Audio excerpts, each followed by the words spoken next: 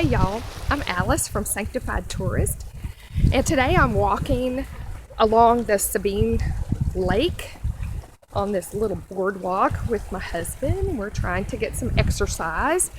And today I want to talk to you about the time that I had this really deep spiritual experience when I was working in the yard.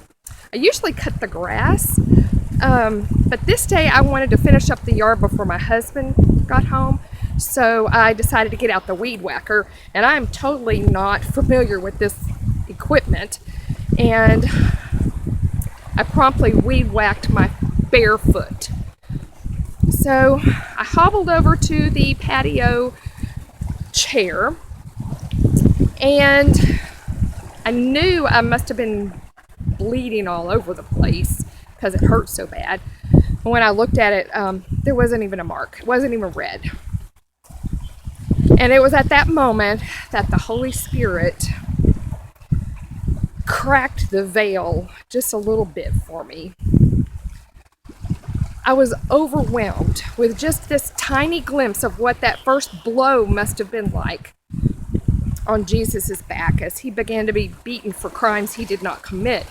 Please understand, though, I could not possibly comprehend what was going on when Jesus was crucified, but I think that the Holy Spirit gives us these little moments of clarity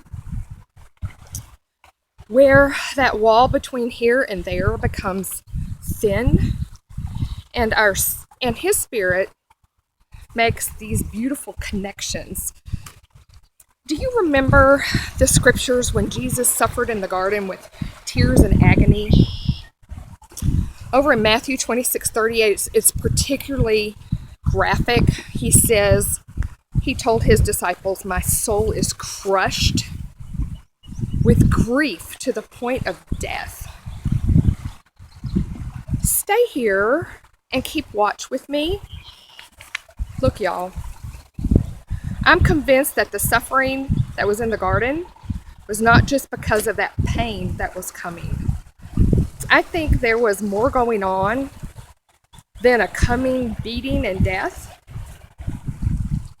So as I sat there on the patio chair massaging my aching foot, I was all of a sudden in the garden with the disciples, and for one moment I was keeping watch with him.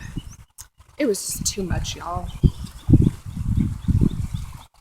So I'll be blogging more about what was going on in the garden before the crucifixion at sanctifiedtourist.com. And I want to leave a charge for you. May you eat well and exercise both physically and spiritually, so you will be fit to do whatever good God has prepared in advance for you to do. Ephesians 2:10. I can't wait to talk to you again. I love y'all. Bye.